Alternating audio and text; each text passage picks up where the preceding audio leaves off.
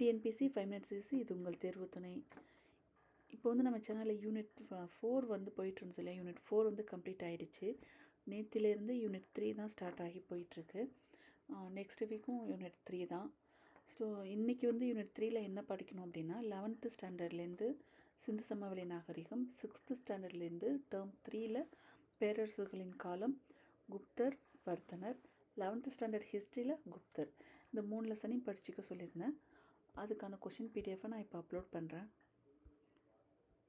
பார்த்து டெஸ்ட் எழுதுங்க.